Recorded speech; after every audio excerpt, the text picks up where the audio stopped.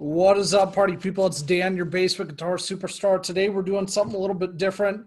We are doing a creator hangout, and I am with Mr. Ben Coombs from the channel Connects with Guitars. So Ben, obviously you're saying hi to everybody already. That's awesome. Dude, every time I watch your channel, I get gear envy because you got all that totally cool stuff behind you. Well, spend 30 years playing guitar and being a pack rat, and you too can end up with a bunch of stuff. Some of it even works, which is a Oh, bonus. awesome. That's even better. So, hey, do you have any trainer stuff, just out of curiosity? That's a good question. Not out here. The only trainer piece I have, well, that's not true. There's a custom 2x15 cabinet underneath this amp. Oh, yeah? Which is branded as a Sykes, S-Y-K-E-S. Okay. And what that is Trainer / Yorkville. Yeah, same company. Right. They did a really cool thing back in the day, which was if you owned a music store like Sykes did in Toronto, you could buy unbranded cabs and put your own logo on them. So any mom and pop could have their own in-store brand, which was really cool. And I came across that cab years ago. I also have a small trainer, I guess it'd be a forerunner to like a pedal board amp, we can call it. It's like, I don't know, it's not big, it's 18 watts, it's got some built-in effects and everything. I'd show it, but I somehow lost it a few months ago. Is it that Dark Horse, the one that's kind of like the preamp that you can use through a cab or whatever? Yeah, that kind of idea. Can't remember what it's called. Got the power supply for it, can't find the device, which is, Oh, no. That's about typical of me. So you're at that point then where you have enough gear that you're losing track of what you have then. Even when I didn't have a lot of gear, my friend, I would lose stuff. So yeah, I come by it naturally. And, I always find the day you give up looking for it, it shows up the next day. Right. Right. That actually happened with my wife too. The day I gave up on dating, she popped into my inbox on eHarmony. Perfect. Yeah. Nice. Cool, man. So you've been doing some really great content recently. And for those of you watching this, and Ben, I'm actually going to publish this tonight on my channel. Awesome. Assuming you're okay with that. And for those of you watching, Ben is like me. He does a lot of gear reviews and previews and stuff. And you do a really good job of having a variety of things. And I also love your sense of humor. I think you're hilarious. You got to keep it lighthearted. And I decided that, I don't know, I've been doing demos now. I'm in my 4th year doing demos. And I think, last year after having the 100th complaint of, why isn't the guitar in tune? Because I got a monkey grip for a left hand. It was in tune. I can't help it if factory nuts are cut too high for this monkey grip. So I just added, just kind of play up your own natural personality in many ways, right? Like we would do on stage gigging. You got to be a little bit bigger than life. Otherwise, you come across as a little boring. And I find, put a little sense of humor into it. I like to inform and give you a chuckle at the same time. And then that way the haters, they'll be like, oh, you did this. I'm like, did you not watch the rest of the video? I'm a complete wingnut. Like, let's have fun with it. Exactly. So what got you into content creating? You said you've been doing it about 4 years now, right? Yeah, got into it January 2018, I guess. Okay. Let me think. I was playing in a couple of bands at the time. Well, actually, I was down to playing in one band at the time, I believe.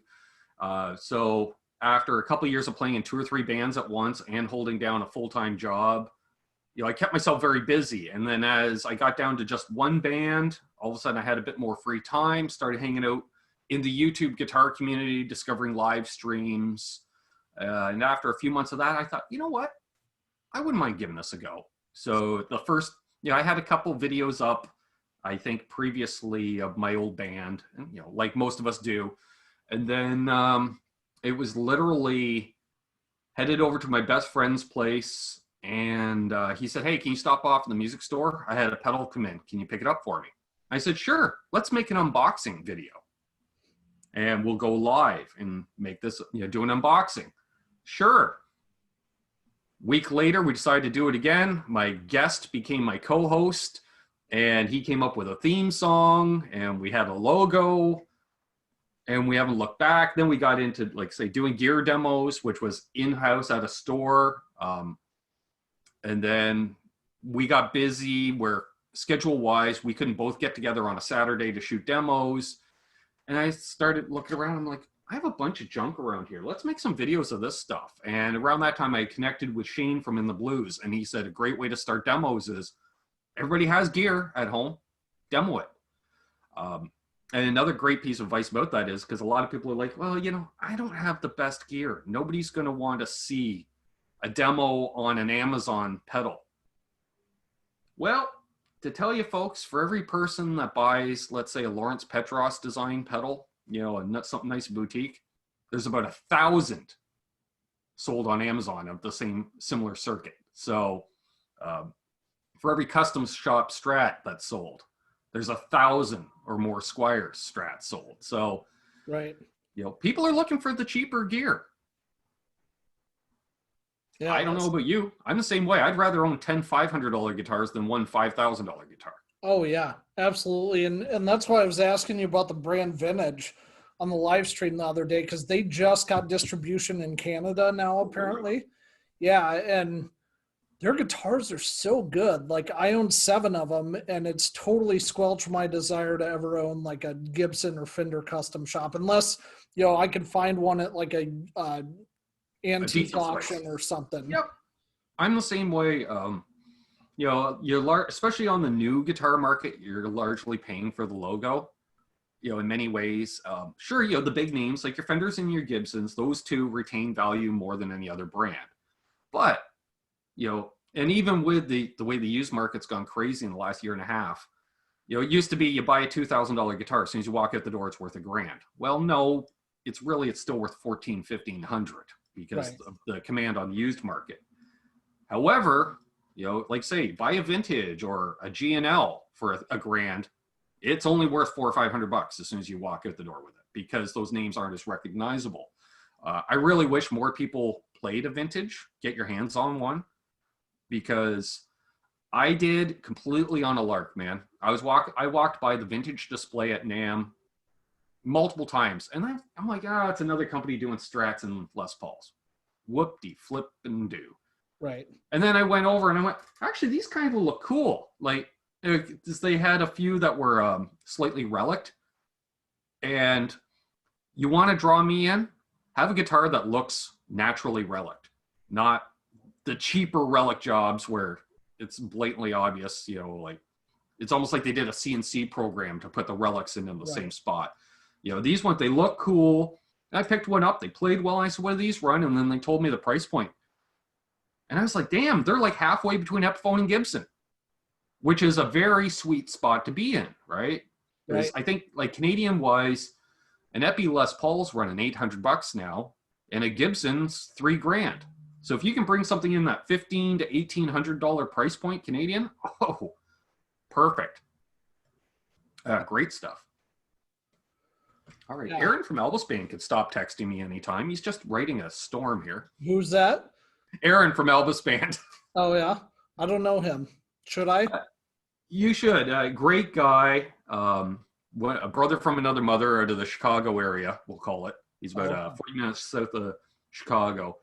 And he and I met up, you know, in this YouTube world.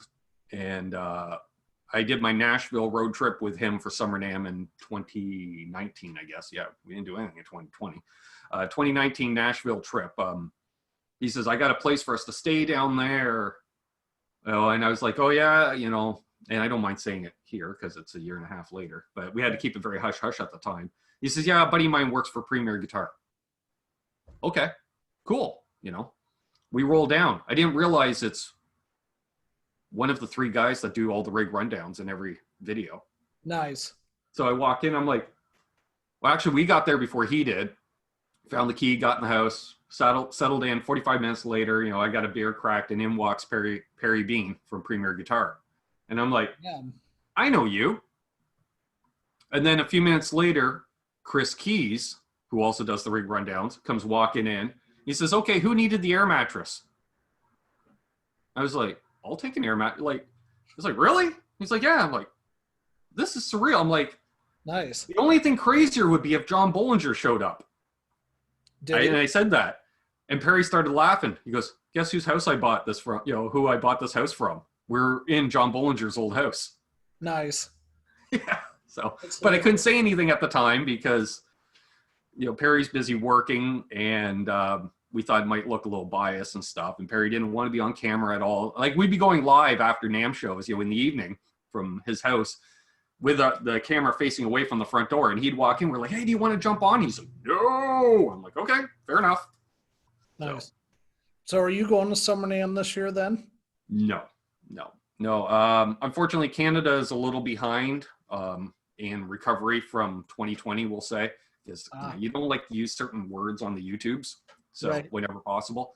So yeah, we're a little behind in that respect, and so travel isn't really an option. Plus, with things that have happened personally away from YouTube in the last year, it's much harder for me to leave here for a week at a time. Oh, sure. Because, you know, I have a lot more responsibilities offline than I used to. So, which I know you know about, and, you know, some of your subscribers will probably know that follow both of us, but it's not something I talk about a whole lot. Sure. No, and that's fine. Sorry to hear that, but yeah, this will actually be my first trip down there. I'm probably the first day I'm gonna walk around and make connections with vendors, or try to anyway, and then second day I think I'm going to be demoing for Siren pedals. Have you tried out any of their stuff? I have not tried those. I know of, but I haven't got my hands on yet, I think. See, this is where I need Aaron from Albus Band, because Aaron knows about every pedal manufacturer. I swear, as soon as someone builds their first pedal in their garage, he knows about them, you know, type thing. And he's got a great memory, to the point where, you know, like, you could be in my chat sometime, you say, hey, have you ever heard of these guys? I'm like, nope, never heard of them. Then he'll comment in the chat, actually you did, you played them at about 2 p.m. day 2 of NAMM show, you talked to the guy, you really thought you liked this pedal, and this one you didn't care for. I'm like, all right, well, at least he knew, he remembered, you know. So he's my memory bank in that respect. But definitely you're gonna have a blast at Nashville. I think it is much the preferred NAMM show to go to if you're a smaller YouTube channel. Right. Because you do have because the rent to have a booth at Summer NAMM is much cheaper. So you get a lot more smaller companies showing up. And if I could give you a piece of advice attending, hit the smaller companies. Forget about Gibson, forget about Fender. They don't care about us. You know, they want to work with the Rick Beatos, you know, the Tyler Larsons, million sub channels. Right. But the year I was down, I remember there was 8 small pedal companies, you know, all in one-man operations. They all shared one booth. First of all, they had the most kick-ass pedal board I'd ever seen in my life, because you have 8 boutique builders on one board. Perfect. Right. That'd be amazing. Yeah. I can't remember if Lawrence had any pedals there, but like Mythos, Zach from Mythos was there. Big Ear was in that booth. 1981.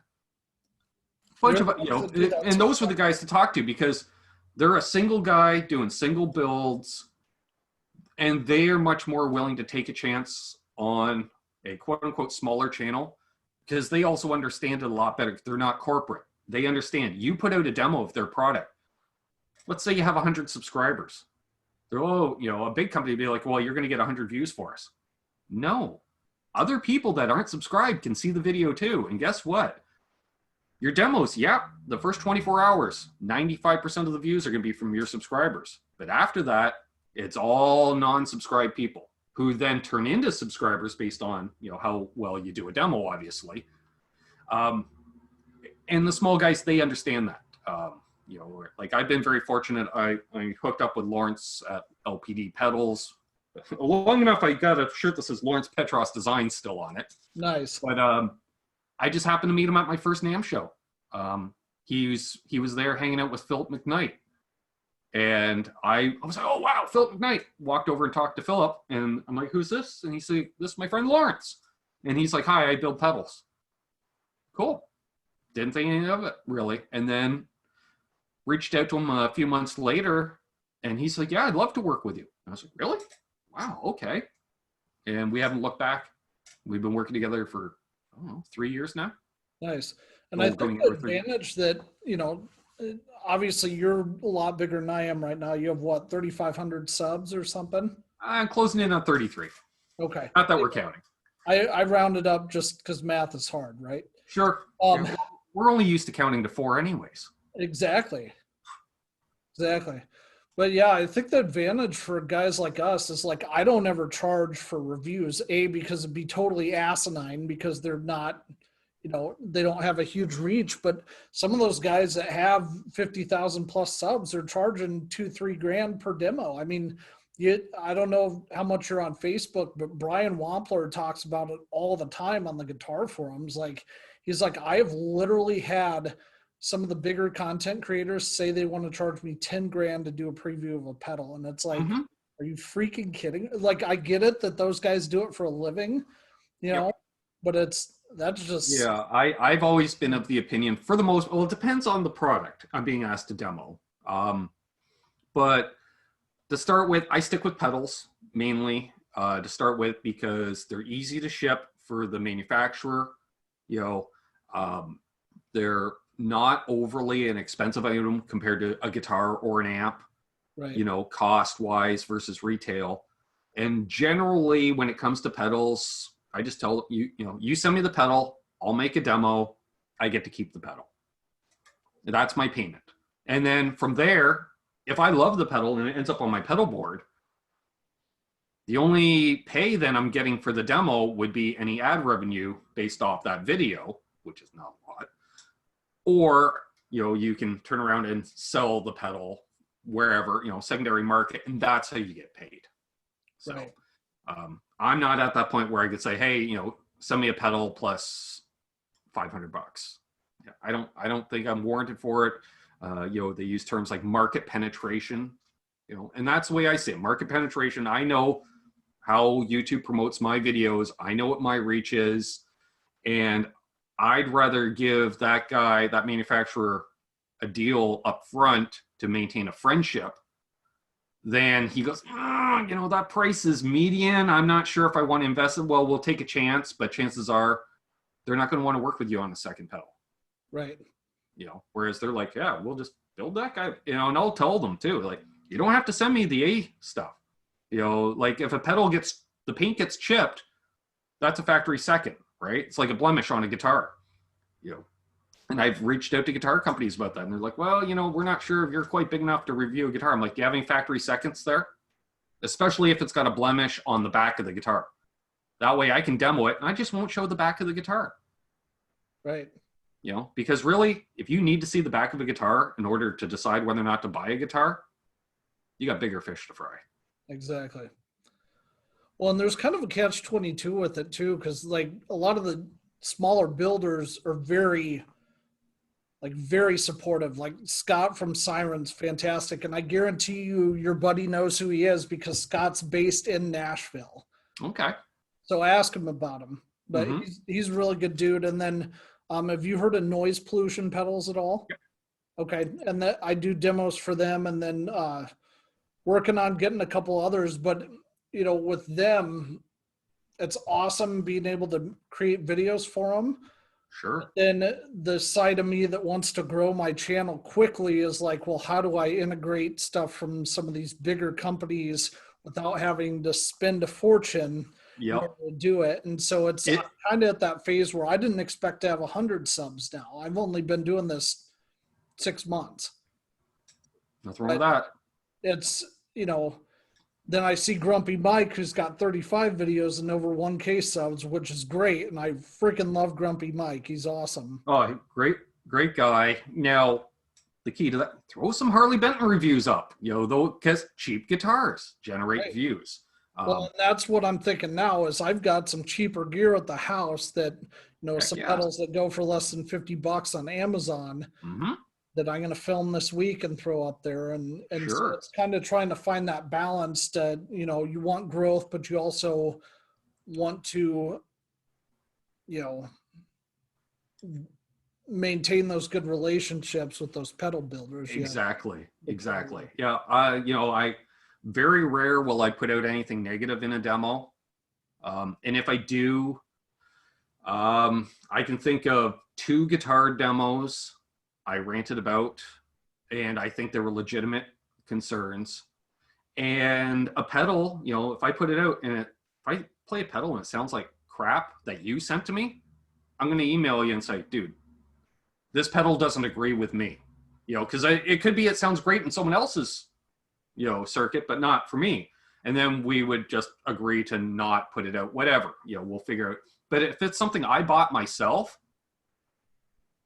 I don't have a problem with it. I'll tell you flat out if I don't like it or not. And I won't say this is a bad pedal.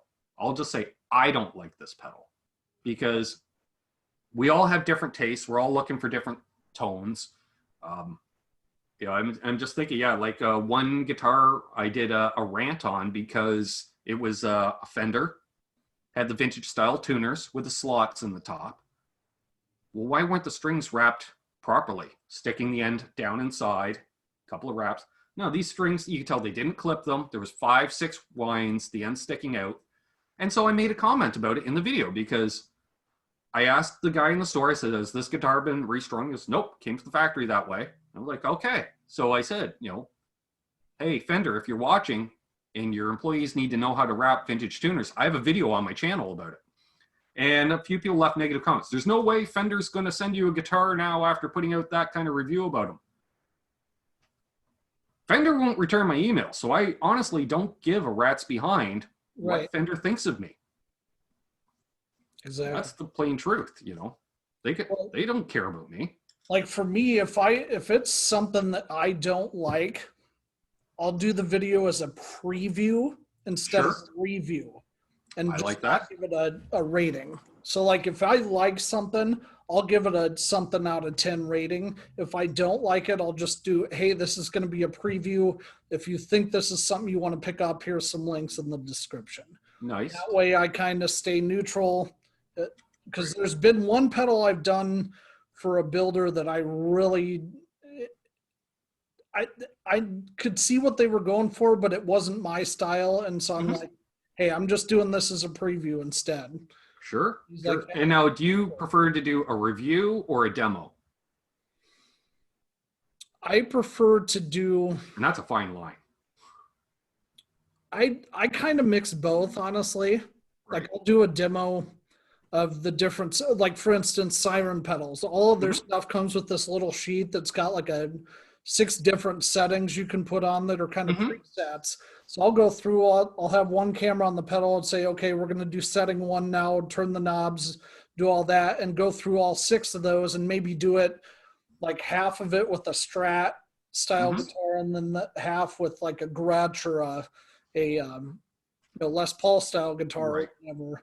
So I try to do both and just mix them together usually. Maybe I shouldn't do that. But it's a fine line, like say, between a demo and a review. And I think a demo is straight play the product.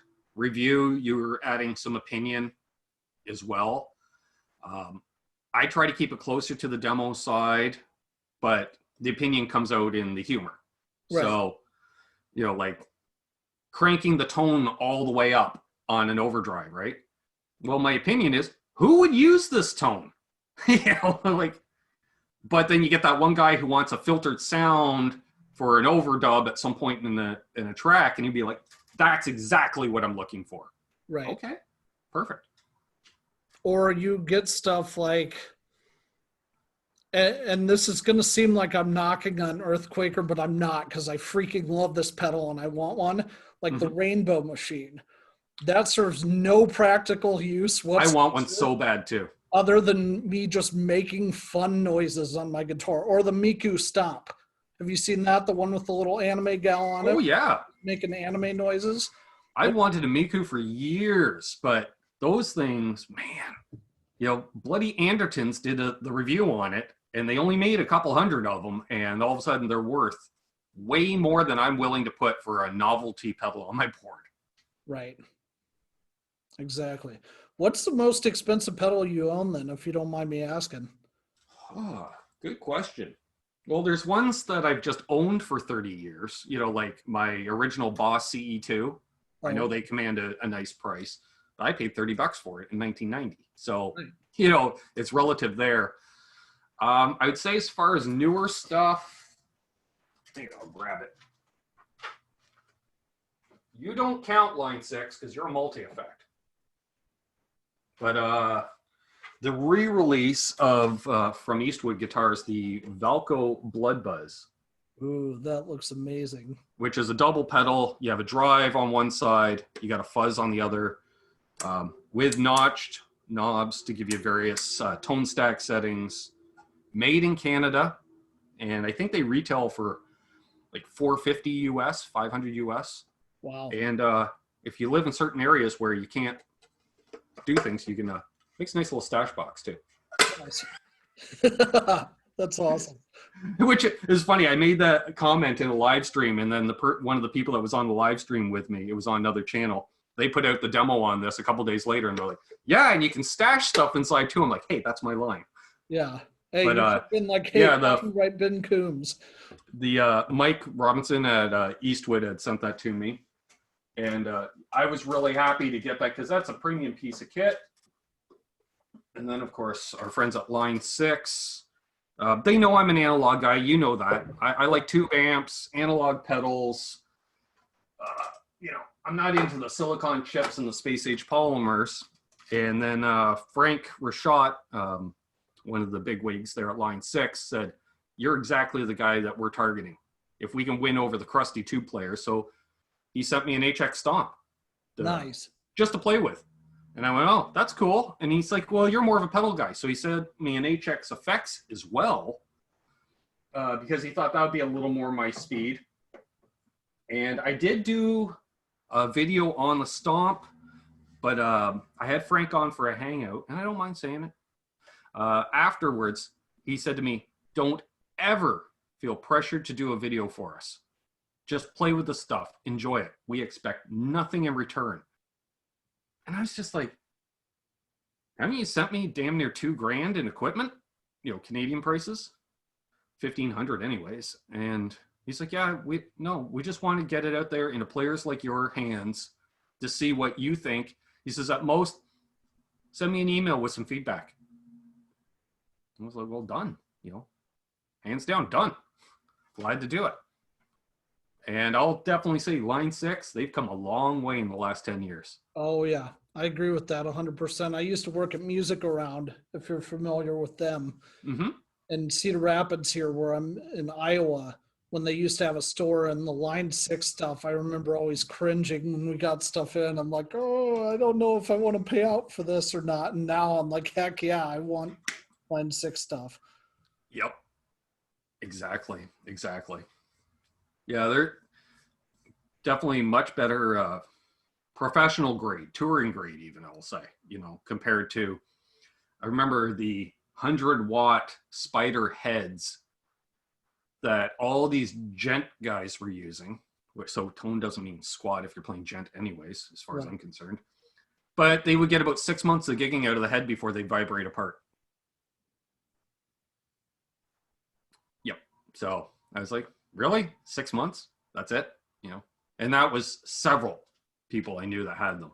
So I was a big, I'm not a fan of Line 6, never owned any of their product. And then first time I was in California, my buddy JJ has a Helix. Just give it a whirl. And I was just like, holy crap, this is easy to use and it sounds good. Nice. Two big factors with me. It's got to be easy. You know, I don't want to have to read it, consult with a manual to set up a tone. Right. It's not an option for me. Did they switch factories or something, or? I don't know exactly what's up there. I will know more if and when I get back to California, because I have a series of meetings slated with Line 6 and a tour, and apparently we're doing lunch. I was like, really? A corporate exec wants to do lunch with me? Awesome. You know. That is awesome. Hey, talk to me about that Gretsch behind you to my right, your left, because I know you mentioned that on the channel, and I just got a 5222, and I think it's going to end up being my favorite guitar. This guitar I've been aware of this guitar for, I'd say, almost a couple of years now. I say that because my best friend Richie, he bought this guitar secondhand. Yeah, secondhand. It is a Gretsch Jet Pro. You can know the Pros because they do have the different tailpiece and the master volume. And every year that Gretsch does one of these, they'll do, let's say, half a dozen colors. And they'll make 10,000 of 5 of the colors, and then they'll only make 1,000 of one color for their one limited run each year. And this was the limited run in 2015, and it's Fairlane Blue. I love the color, loved the playability of this thing. And I don't know, 2 or 3 months ago, my buddy called me up, and he's like, dude, you want my Gretsch? I said, yep, okay. And he offered me a nice price on it, a little under market value. Threw in a hard shell case, and it's the only guitar I have that has a set of 11s on it because I haven't restrung it yet. But I'm not sure what I'm going to put on it for strings yet, because normally I play 9s, but sometimes you go down too far in a gauge, you lose the mojo. So right, it really likes these 11s. I may try 10s on it next just to see as an experiment, and then we'll go from there. But yeah, this thing's been in a few videos. It's got a nice layer of dust on it because it's actually out of its case. It means I got dust in here. And yeah, plays great, stable. I would totally gig with it. And it's kind of become my replacement for a traditional Les Paul, we'll say. And I say a traditional Les Paul because traditional Les Pauls have lower output pickups, as you know, right, a little glassier sounding, as opposed to a more modern Les Paul, which is Les Paul with an overrun pickup in the bridge. You know, when people throw in super distortions in, stuff like that. My modern Les Paul tones, I use my Wolfgang or my Music Man for. So right. My actual Les Paul, well, it's not actual because it is a fake, but my Fibson has become obsolete as a result. Fibson? Yeah. I'm not familiar with that term. Is that like Philippine made or something? No, it's for it's a fib because it's a fake, like a Chipson. Oh, okay. I thought it was where it was made, because Chipson I know refers to the Chinese made stuff. Right. Yeah. So there we go. Come on. This was purchased about 10 years ago, I'd say. Oh, nice. I love that. Off of one of those fly-by-night websites. We were told it was built in the Epiphone plant after hours. That's where the initial Chipsons were coming from. And some of them play great. Some of them are completely unplayable because they'll literally drill the bridge holes in the wrong location. So it's impossible to intonate. Oh, no. Some of them, have really wavy necks. This one, I played it immediately when my buddy got it. I fell in love with it, other than it had by far the most microphonic pickups I'd ever heard in my life. Absolutely terrible pickups. And I got it off him a few years ago in a trade. I put Duncan 59s in it, pulled the pickups, and wouldn't you know, they were unpotted Epiphone pickups in it. Really? Yeah, I was like, well, that explains the microphonics. Yeah. Because you can get away with unpotted humbuckers, folks, without them squealing away. But if a pickup is designed to be potted and isn't, yeah, you can hold it like this, even with low gain, and it would pick you up like a microphone. Right. So I did that and put a Grover locking tuners on it because I had a set. Nice. And so eventually I'll put another bridge and tailpiece on it, since we got a nice mixture of gold hardware and silver at this point, because I threw the telly knobs on it, because sure. I like telly knobs on everything. That's just my personal, because I just like the feel, that gnarled edge that I can just grab with my pinky and make sure it's up all the way, because I run all my pots wide open all the time, but I found gigging every other song, I'm still, are they up all the way? Are they up all the way? So, and this thing, yeah, I've gigged with it, no problem. And it was funny because people were like, you're going to gig with a fake Les Paul? And I said, sure. Let a thief take it. I don't care. I'm into this guitar for next to nothing. And they'll be in for a rude awakening when they go to take it to sell it. Right. So yeah. great guitars. Well, hit and miss, but this one's a good one. Nice. So what videos do you have coming up, if you don't mind me asking? Good question. I am starting a new series tomorrow being Friday, called Flashback Friday. I know, completely original concept, which is story time, basically. I take a classic or vintage piece of gear that I have around here. Actually, you know, and I'm even looking, it might not even be gear, it might be a piece of literature. You know, it's like something as simply as a magazine ad from 30, 40 years ago. And we, you know, and talk about it. So yeah, just taking old pieces of gear and spending 5 minutes or so just talking about that piece of gear and what it represented at that time and place. Nice. Now, do you ever go back and like re-demo stuff you did in the early days before you? Because like I'm thinking about doing that because I've gotten much better equipment. I'm looking to do that. When I first, this is how bad, my first demo that I did of my pedals at home, it'd be a view like this, me playing guitar, pedals down on the pedal board. There's no second camera. And I'd be like, okay, let's raise the gain. Okay, the gain's back. And literally, I'm off camera, I'm on camera, no edits. So I didn't have a remote because I shoot all my videos on my phone. So you see me doing this at the start and end. Didn't know anything about making a video per se, but just raw, uncut that way. And unfortunately, I've gotten rid of a lot of that gear from even 3 years ago. But a couple of pedals I did revisit because one I sold and then got another one. I thought, well, let's redo the video better, new location. And the other one I did redo is my little Moore micro drummer pedal. And I did that because it's been by far the most popular video on my channel for 2 years straight. So I thought, well, let's do a second one of the same thing and maybe it'll get a bunch of views too. Nice. Yeah, because when I started out, I was using an Akaso camera. It's kind of like a GoPro Hero, but the Japanese version of it. And the microphones on those are garbage. They're just straight up trash. Yeah. Right. And so I would get a bunch of gain and buzzing on it. And that's like, you know, I'm doing these pedal videos with those. And between that and my iPhone, the sound's terrible.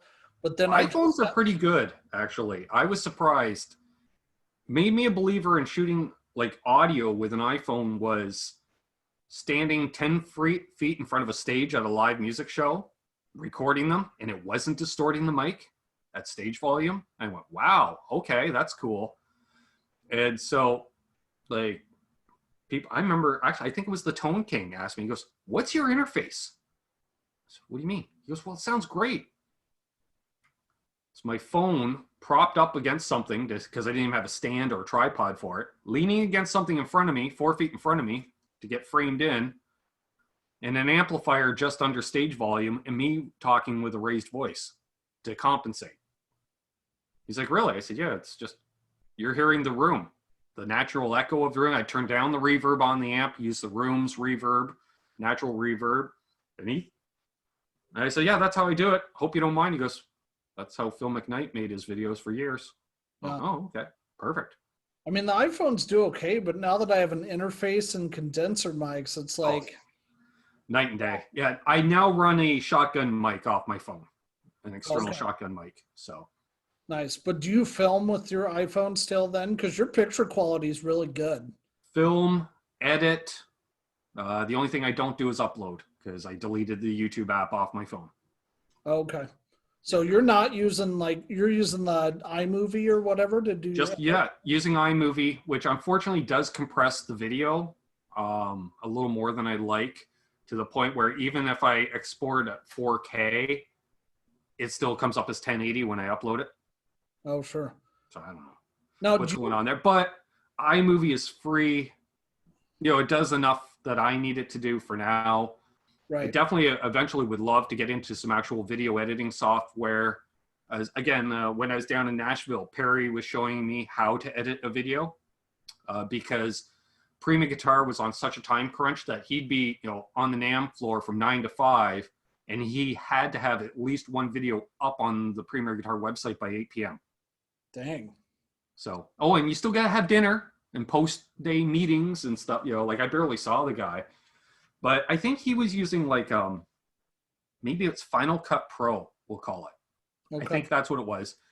And he could import 3 different video files, and you have like a little clap or something to sync the audio. And you would just and it looked like any Pro Tools or anything, except instead of audio files, you know, it's video files. And you just let it run through, and at timestamps, you would click one video feed or the other, which is effectively just camera switching, and it would just use a master audio from one of the 3 cameras. Nice. And so basically you're editing real time just by bip, bip, bip. And he got to the point, because he's so pro at it, he could just let the video run, and he's live switching. Bing, bing, bing, bing, bing.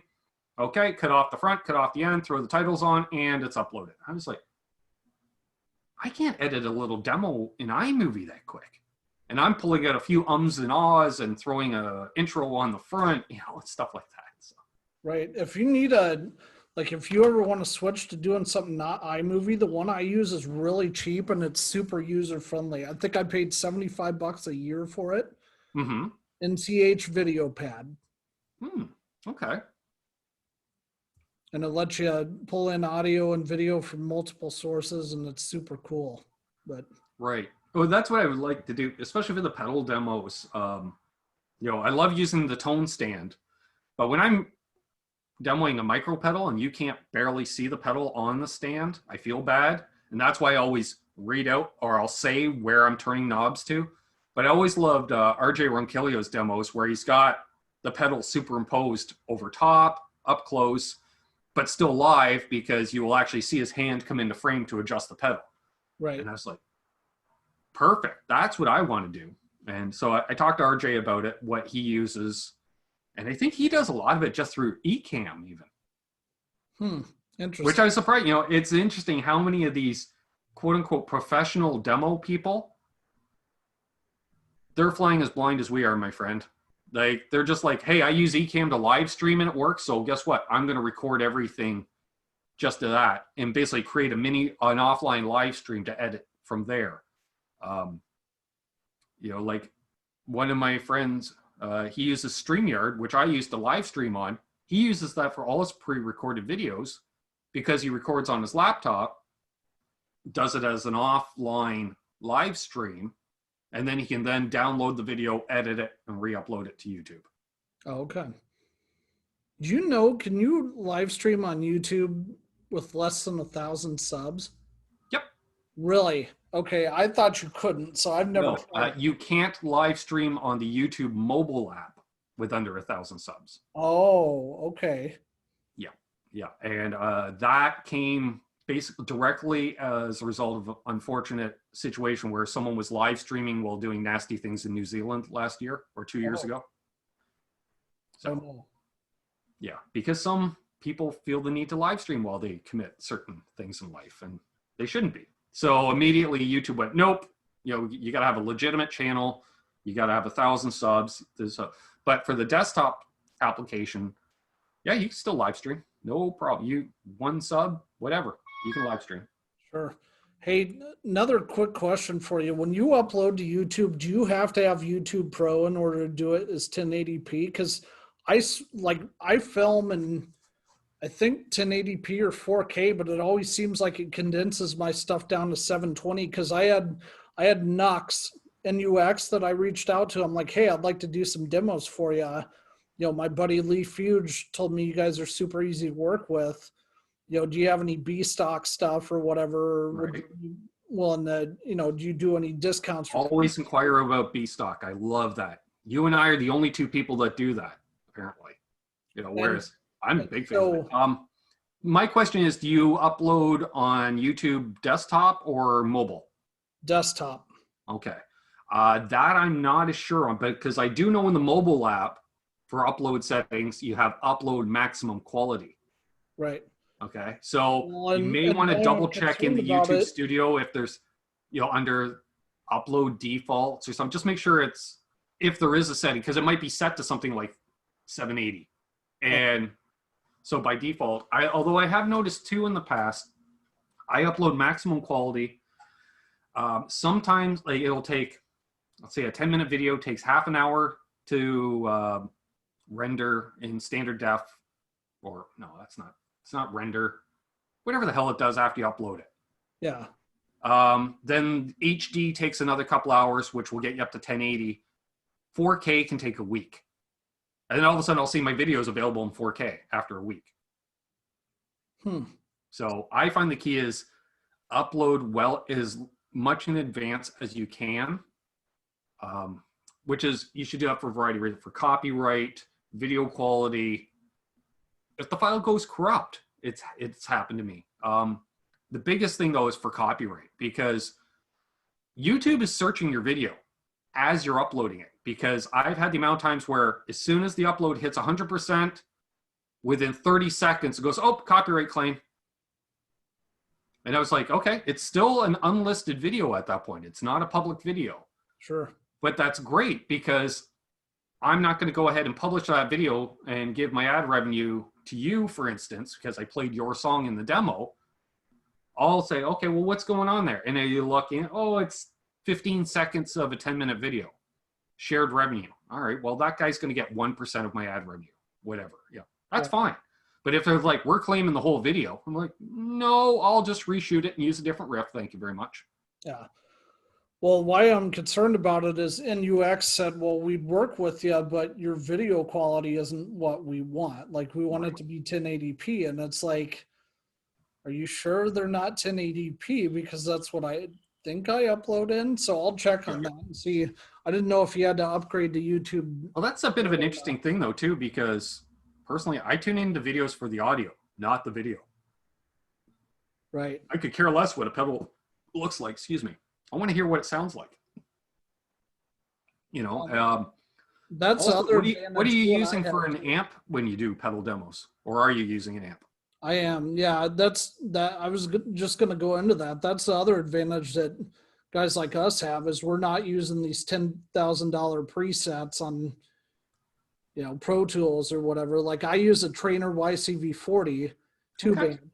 And then I just got a Trainer Reverb Mate solid state, and then I also have an Orange RT Crush 35. Okay. Yeah, I fully recommend, I can't recommend enough, that unless you're doing a metal pedal, use tubes. Yeah. You know, because the way the amp reacts, I say unless it's metal, because a lot of real hardcore metal guys have gone solid state. And I found that the reason being, a buddy of mine explained to me, he's been playing metal for years. He says, a solid state amp is like a punch in the face. A tube amp is me just palming your face and rubbing it around. And I went, you know, you're right. Tubes are, because they're a little squishier, a little warmer. Whereas that solid state, it's harsh. It's a punch to the face. And I went, interesting analogy. I'm going to steal that. Thanks.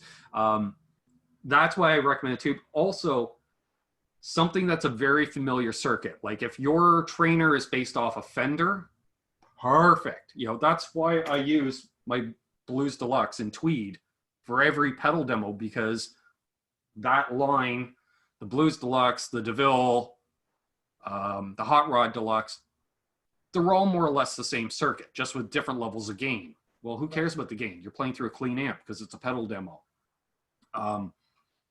If half of the guys out there are using that circuit, they're going to identify, same as using a Strat or a Tele or a Les Paul. You know, go for a very big, because that way you're eliminating the guitar and the amp from the tone equation for most people. It's when I see people like, oh, I'm playing this Duesenberg through this Fillmore. Nobody has that rig. Yeah. You know, even if you say, here's my clean tone, all right, you know, and that's the other thing. They never say, here's my clean tone. Always. There, give them a bass. Here's my clean tone, please. That's a big factor. And, you know, you got to have a relatable tone to your viewers, I think. You know, I could be totally talking out of my butt, but this is just comes from experience. You know, yeah, I use my vintage Teles sometimes in my demos, but you notice I use my vintage Tele with the more traditional pickups, and I'm not, although that's not true. The demo I did last week, I was using it in the out of phase position because I put 4-way switches in all my tellies. Okay. Because it sounded better for the video, and I didn't feel like grabbing a Strat. It was for the chorus pedal I did last week. Because if I'm going to shoot clean with a chorus, I want that Strat out of phase sound. Because that's what we think, compressed Strat, chorus, 80s. And so I used that. That's the rare time, though. Yeah. Right. Well, and yeah, that YCV, that circuit's based on, because Pete, I think, was trying to, if I remember right, in the documentary about him, he was trying to compete directly with Fender. Yeah. But just didn't have the production aspect of it. Because we were a carrier for them at Music Around in the early 2000s, and like we sold out and couldn't get stock for damn near a year. I believe it. Yeah, their factory is about an hour up the road from me. Oh, really? Yeah. Nice. Yorkville/Trainer plant, Pickering, Ontario. Nice. Yeah, it was very cool. Yeah, I'm just trying to think, any other words of advice or anything, because the way I see it is I'm only just ahead of the game of you. I came in a lot later than, say, the Tone King and Shane from In the Blues and stuff. And so if I can pass along anything that I've come across, and I love what you're doing too, because thank you. I appreciate it. You're willing to ask the questions as well. Like you are, like doing interviews like this as well as your demos, it's like you're documenting your journey as a YouTuber as much as anything else. And people dig that. It's like, how many tour vlog videos have we watched? I know I've watched pretty much all of them on the internet. And that's how I became a fan of RJ, how I became a fan of Rhett Shull. Even though, someone from the outside will say, isn't every one of those videos the exact same?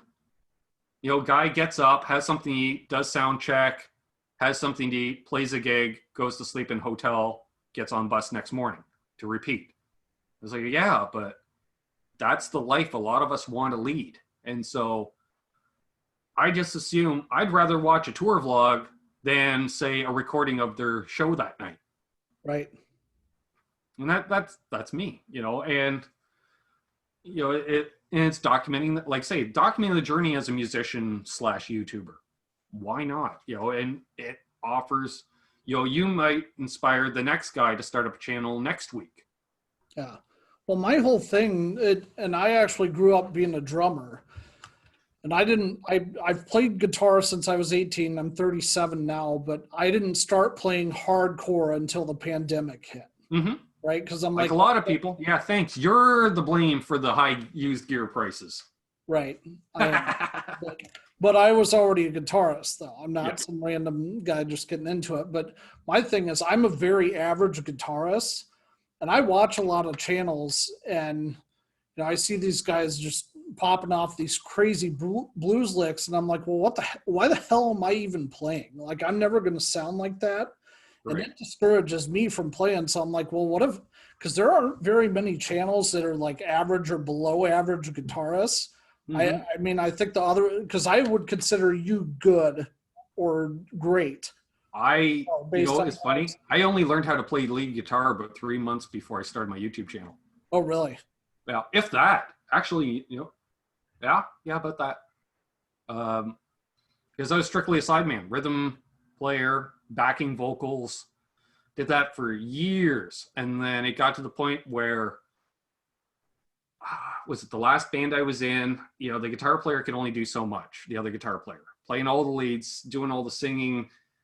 He was getting into, sound effects, like making his guitar sound like an organ, for instance. And one of the songs we covered was Whipping Post. And he's like, dude, you got to do the guitar parts because I'm going to be playing the part of Greg Allman.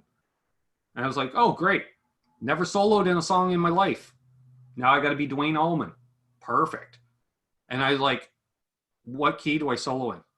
Because I know the pentatonic scale, but I don't know where to use it and how to use it. He goes, just play A minor pentatonic the whole time. I'm like, okay, thanks. That's all I need to know. And still to this day, if, hey, Ben's here, get up on stage, do a song with us, for instance. Okay. First thing I ask, what key is this? Okay, tell me. Boom. It's a 1-4-5 in B. Perfect. All right. That way I know I can play a B minor pentatonic the whole time, or I can decide to get busy, give the rockabilly feel, and play major pentatonic, but you have to move it every time there's a chord change. You know, you're playing B pentatonic over B. As soon as they switch to E for the next part, well, I got to switch to E major pentatonic to keep that same feel. But that stuff is still a little bit over my head, but I mean, I guess I want people to come to my channel and not feel intimidated and feel, if you're not confident in your playing, how many demos have you seen of mine where I just play 3 chords over and over, right? And all you have to do is make sure your guitar is as in tune as you can get it. And if you find, like I do, when I play a D chord, I pull that G string too much and pull it out of tune. If I'm going to do a demo, I got that G string slightly flat. So I know it'll sound good, because nothing worse than someone with perfect pitch watching one of my demos, because it hurts the ears at times. And so I'll just, stick to cowboy chords, because, they're there to hear the pedal, not you. Right. In many ways, And the other thing to keep in mind is music is art, not a competition. Because like you said, well, I think you're a great guitar player, Ben. I'm like, yeah, I'm no Steve Vai. And then the people that comment on videos, like, dude, you're terrible. You're no Eddie Van Halen. Well, go watch the 1,000 Eddie Van Halen videos if that's what you're into. I'm not Eddie. I'm me. And people, you'll get where people will tune in as much for your personality as your playing, as your demos. And that's why I think it's key. Get your personality involved in it. Keep the playing simple, because next thing you know, you got 50 demos in your belt and you're like, screw it. I'm going to do a little lead in this one. And it might be one of the 3 little lead licks, but that's all that matters. And you don't have to play over top of anything. That's the great thing about a demo. You play some chords, all of a sudden, I'm going to do a little noodling. Great, because that gives the viewer a chance to hear some lead tone as well as rhythm tone. And that was the other thing I get is people, well, you play chords in your whole video. You're not playing lead. All right. Your average pop song's 3.5 minutes. Guess what? 20 seconds of it is lead.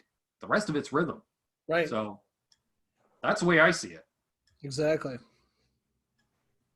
And really, your lead tone should just be your louder rhythm tone anyways, with maybe a touch more mids. Yeah.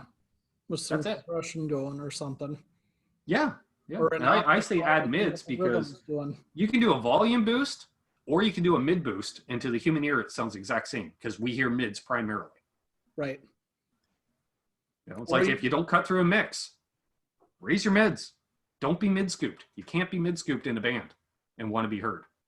Right. Or you can just do what like Bush does and have, Gavin Rossdale's playing up here on the fretboard and Nigel's playing the exact same thing somewhere else at the fretboard. Yep. When the second band I was in, first cover band, second band I was in, bass player said that to me. He goes, "You're a big Kiss fan, right?" I said, "Yeah." He goes, "Why aren't you pulling Ace Frehley?" What do you mean? He goes, "The other guy's playing cowboy chords. Play up on the neck. Give us some definition of sound." Okay. Or vice versa. I'd be playing the cowboy chords. The other guy would be playing high on the neck. Why not? Or even as far as we're playing a song where you're capoing the 3rd fret, you're going to play cowboy chords on the 3rd fret. Well, I'm going to play without a capo, so I got to transpose different chords. It still sounds different. Right. Of course, you're doing a lot of math when you're the only guy in the band without a capo. I don't recommend that if you've had a couple cold snacks during the set. Yeah, math is hard too. Constant. Yeah, I'm bad enough when I got to tune down a step. What does it say on my tuner? C. Right. Is that the, that's the D string down to C. Oh, I hated that. Math, every time you had to tune. Right. You, once Canada kind of lifts their restrictions and things start opening back up, are you going to play live some more, do you think? Or I honestly don't know at this point. I was looking to put a band together March of last year. Yeah, smart move.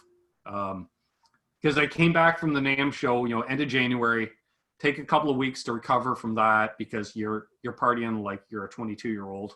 And we can't do that for a week straight anymore. Right.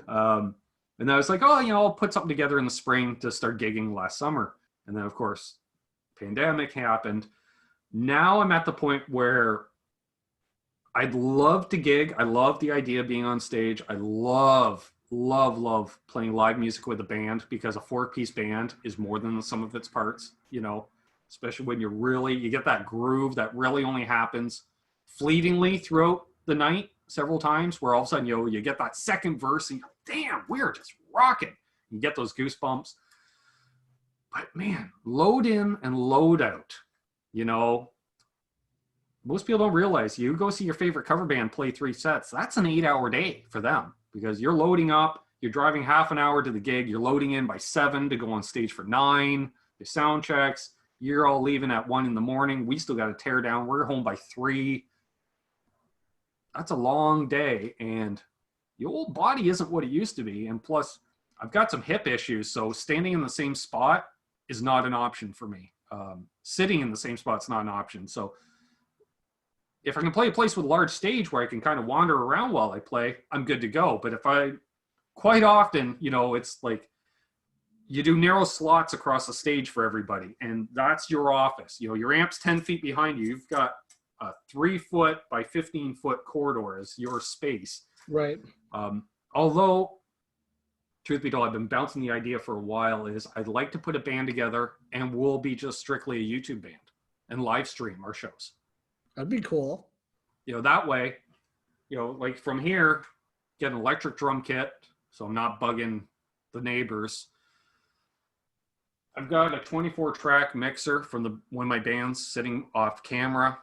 I can run 24 mics if I needed to into that, reduce it down to a stereo output, go into your interface, boom, start live streaming, and you got everything set up to do it. And fortunately, I have a monetized channel, so of course, dichotomy, you got a monetized channel, but you want to play cover tunes that are probably going to get dinged, but the way I say, I almost call it virtual busking in a way, because if folks say, oh, that was a great tune, here's a $5 super chat, for instance. All right, well, then you just count them up at the end of the night and you divvy it up with the band. And they're like, well, I made half of what I normally did, but I didn't have to load in. I didn't have to load out. I'm not drinking bar-priced beer all night, because I'm one of those bands, you're allowed to have the cold snacks on stage. Yeah, just stuff like that. It's like, yeah, I made less, but my overhead's less. So, and unfortunately, I'm one of those guys growing up in the music business, because it is a business. Hey, you want to play at this venue? You'll ask, hey, how many people does it seat? Or, hey, is the stage good? First question, how much does it pay? That's my first question at every gig. Unless it's, hey, we have a chance to play at this charity event, or something like that. Obviously, I don't care, although I'm a big proponent of, if you're running a charity event and you're going to have a live band, pay the band. Okay? Pay them, even overpay the band. Let's say normally your band charges $500. Pay the band $1,000 in theory, but then you have the band donate the money back. Because if you're set up correctly with your band is set up as a business, and there's a tax write-off. That tax write-off is going to, let's say, give you even a 30% return. So the band gets $300 instead of $5. Okay, there's some money in our pockets, but you have the good karma of playing the event. You have the good karma of donating to the cause as well. So it's beneficial to everybody around in that respect. And I call those karma shows too. Hey, like I played a fundraiser for a women's shelter. Our band wasn't set up as a business. I said, they're like, do you want any compensation? I said, yeah, shoot me a large draft when I go on stage. That's it. Give me a beverage. That's all I care about. Yeah. That's it. Yeah. So what's your favorite guitar you own then? Is it your dad's old Telecaster you were talking about? I would think so. Yeah. Let's grab that. From the days when you owned one guitar, one amp, You might own a pedal. You might own a backup guitar, but the backup guitar doesn't even get brought out to gigs. This is formerly my dad's 67 Telecaster. It's been through the wars. Like, it's got a fair amount of wear here. The checking never shows up on camera, but I can't believe there's any paint on it because the checking is so close together. It's unreal. And like my father, longtime rhythm player, because if you notice, there's no wear on the upper part of the fretboard. It's all cowboy chords, and he had a bit of grip too. That's awesome. And yeah, he played this thing to death. And I even gigged with this thing a few years ago because I was playing in 2 bands at the same time. One was an original, pretty much all original music, heavy metal, very much sound like Godsmack. Oh, okay. We played in drop C. I played a half stack, Les Paul, high gain. And then to pick up some extra money, joined a reformed cover band that previously only played 4 or 5 times a year. So I was like, great, every month or so, or every couple of months, an extra gig. Right. And then at that point, I want everything different. So I went from playing a half stack with Les Paul to a 212 Fender combo with a Telly. So the problem is I didn't own a Telly at the time other than this one. And I'm like, well, you know what? I'm bringing this out to gigs. And people are like, you're nuts. You can't take a vintage guitar out to a gig. Sure as hell can, because everyone assumed this is part of the Fender Pawn Shop series. Right. Oh, look at that Pawn Shop guitar. Yeah, sure. Meanwhile, my dad would come out to play, and he'd say to the guys in the band, they're like, oh, Ben's using your old Telly. He goes, oh, you like my $300 guitar, do you? Because that's what it was to him, a $300 guitar. Right. So it's all relative in that respect. Did that used to be butterscotch finish? This was a light blonde, actually. Okay, I love the way that's worn. It's like this beautiful, deep, subtle yellow color. It's very butterscotch now, a little lighter than butterscotch. Actually, I got a photo on Instagram because I did a video on this guitar a couple of weeks ago because being in 1967, there was a possibility it was a smuggler Telly. And what a smuggler Telly was, at that time, the ash wood they were using for the bodies was super dense and super heavy. So to help lighten the guitar, under the pickguard, they would route out as much wood as they could to try to lighten the guitar. And so it became known as the smuggler Telly because bands crossing borders would take off the pickguard, put their stash inside the guitar, put the pickguard back on, as a smuggler would. So I did a video. Unfortunately, no, it's not a smuggler Telly. But to know the amount that this paint has darkened, I have a photo of it without the pickguard on it. Wow. Yeah, to the point where you would almost think it was Olympic white. Wow. So it was a light blonde to start with. That's amazing. You played in a tobacco-filled bar forever, right? Yeah, I mean, as a drummer, my drums went from a dark blue to like a kind of a lighter, almost sky blue. Yep. Some fade, some get darker. It's weird that way. Like you could buy a Les Paul back in the day, a Cherry Burst, all the red's gone, or you will have a bit of the red perimeter left, but all the yellows and oranges gone in just a handful of years. Because you think about, look at like Jimmy Page playing with Zeppelin. He's playing a 60 Les Paul that's 10 years old, and it looks like a lemon drop burst. And there was no lemon drop burst in 60. That's why I get, this iced tea burst, this lemon drop burst, butterscotch burst. They're all forms of faded cherry burst. Right. Gibson won't tell you that, but I will. I'm not expecting anything from them anytime soon to demo, so. Wait, what do you think of Gibson? Speaking of which, what do you think of them buying Mesa? Good question. I dig it because assuming they do it right, and from what it sounds like they're trying to, which is, yeah, we now own it, but that's like somebody new buying the local Chevy car dealership. Right. You know, like nothing changes that we can see. Maybe a different logo on the front of the building, but that's it. They're, from what I understand, they're trying to leave Mesa as Mesa. But it gives Gibson the opportunity to hopefully relaunch Gibson amps, bring back the Skylark, bring back these, you know, because nobody knows what these amps sound like unless you're Rhett Shull. Because Rhett's the only guy that I can think of off the top of my head that still has a Gibson amp. And they got to have a unique tone stack. And for us buying these thousands of pedals, searching for a different tone, maybe we just need to play through a Gibson amp. Right. Who knows? So I'm kind of excited about it. I'm curious to see how it goes. I'd like to see that happen. You know, I can't stand it when a company buys a brand just to mothball it, essentially. You know, I'm looking at Fender when, you know, try buying a Guild. They're next to non-existent. Fender hasn't mothballed the brand, but they're doing their best for it to go out of business, it seems. Or they're creating scarcity to drive up the price on them. Yeah, exactly. You know, at least they haven't done that with Gretsch yet. Yeah, they can't, because Gretsch is such its own unique beast, right? There'd be a mutiny in the guitar community if they did that. Yeah, that's true. But they basically reinvented Gretsch the way Gibson reinvented Epiphone.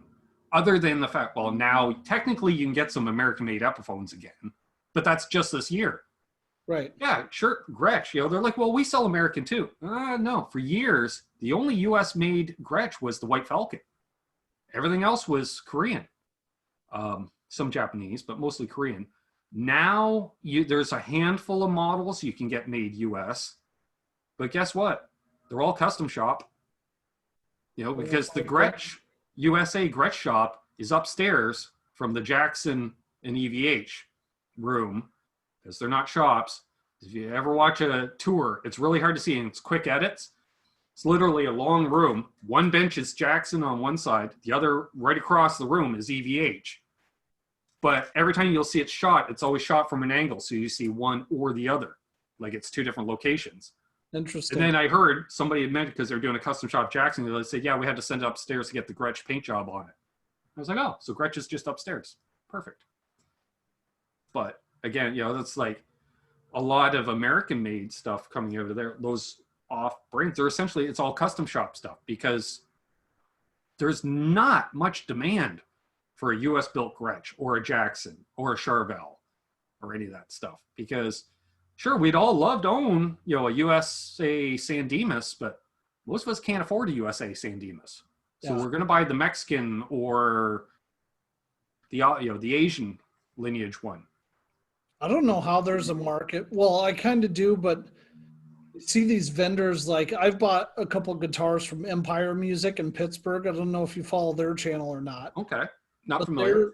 They're like an exclusive Fender dealer, or they were. And so they get a lot of the heavy relic custom shop stuff. And I'm like, dude, you guys sell so many of those. How the heck, like, where are those jobs that these people have that they can just drop $5,000 on a relic Fender Strat? It's like, good Lord, man. I can get something like, for instance, this guitar right here. This is a vintage, the brand Telly, 25th anniversary, one of the ones they made 100 of. And I think I paid $600 for this. I would put that up against a vintage or a Fender American any day. Yeah, and I don't understand a lot of these stores that, you know, you'll bring in the custom shop stuff that's already relicked. Well, that's like having a car dealership of custom cars. You're assuming the guy walking in the door wants that. You know, and what's worse, like you bring in a beautiful Robin's Egg Telly with heavy relic, and he's like, you know, I'd love it if it was in new condition. Right. Well, yeah. You know, and it is interesting that way. I like, personally, I like their Relic Ready, which is essentially, they just do a very light coat of nitro. And it has a lot to do because they're in California and you can only shoot so much nitro per year. Right. But Relic Ready, so yeah, you just play that thing for 2 or 3 years and it's going to be relicked, but at least you relicked it. You know, and unless you have a master builder doing the relic job, they don't look right. You know, we discussed that earlier. You know, Right. Chip Ellis can do an amazing relic job, but who can afford to have Chip Ellis build your guitar? He's the top builder at Fender. Yeah. You know, and I think it's a 3-year wait to get a guitar built by Chip. Carlos Lopez is getting up there too. Have you seen some of his relic jobs? Yep. Yeah. Beautiful stuff. Yeah. And then, yeah, plus Chip has to do all the USA Wolfgangs because none of those, like, you'll never see a USA Wolfgang in a music store because they're all built to order. Right. You know, which is weird. It's a custom shop, but you can only get the handful of designs that Eddie approved. Whereas I think if it's a custom shop, if I want a sparkle blue Wolfgang, you should build me a sparkle blue Wolfgang. Right. I mean, they have the paint colors there. Yeah, like I say, take it upstairs. Because I don't want any EVH or Fender paint on it. I want Gretsch paint because they use real metal flake. Right. You know, I don't like metallic. I want metal flake. I want bass boat, metal flake. I know what you're talking about. Go hard or go home. That's the way I see it. Exactly. Cool, man. Well, I got nothing else for you. This has been fun talking shop with you and stuff. Great. Well, you know what? I think we're going to need to do this on my channel too. Let's do that. Okay. I agree. You know what? We're going to do it right here so your viewers will know too. Sunday nights are usually good for you, sir? Yeah, generally. I just got to know in advance a little bit. How about Sunday, June the 6th, which would be 7 p.m. your time? I think you're an hour behind me, you said, right? Yeah, I'm Central Time, USA. Okay. Let me look and see if I have anything going on. This is the way it works behind the scenes, folks.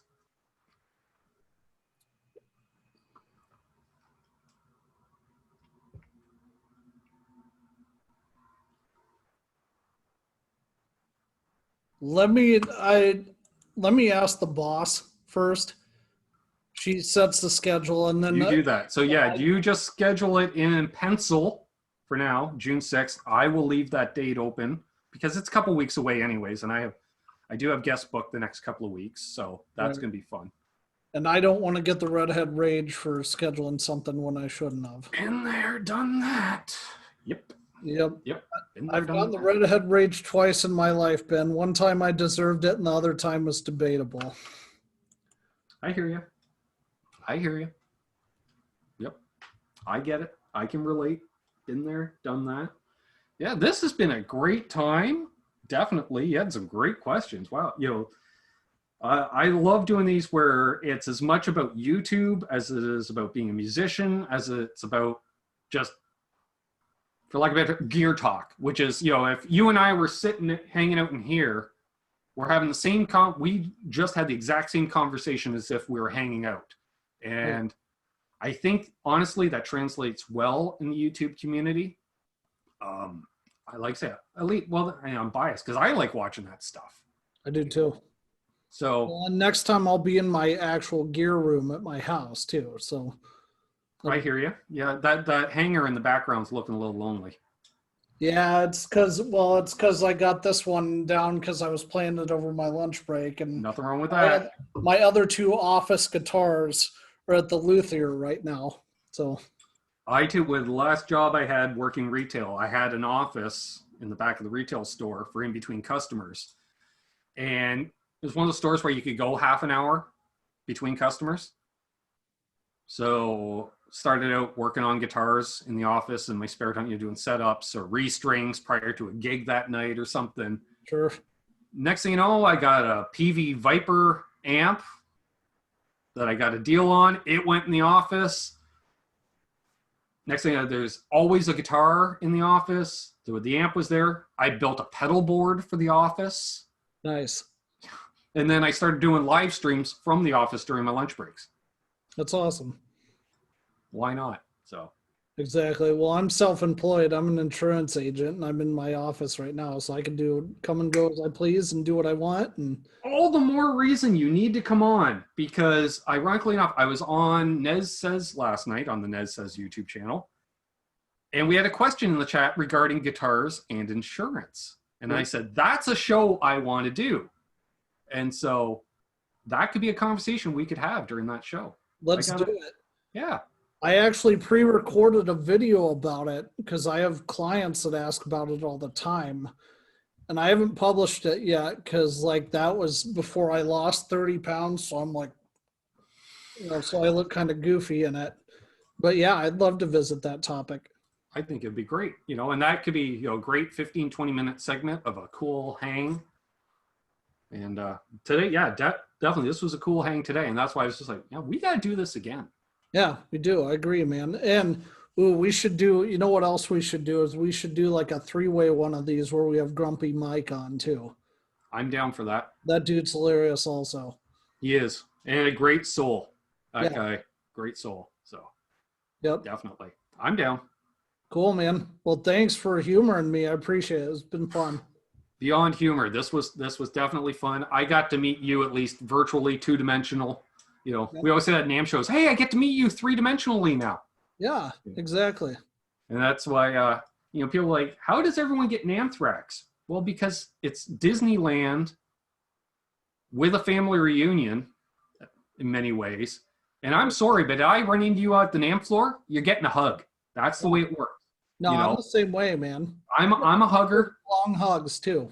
Yep, I'm a hugger, and that's how you get Namthrax, is everyone hugging and shaking hands and this and that. And I found the key to avoid Namthrax, because I've never got it, is seek out Henning Pauly, because Henning licks everything he likes.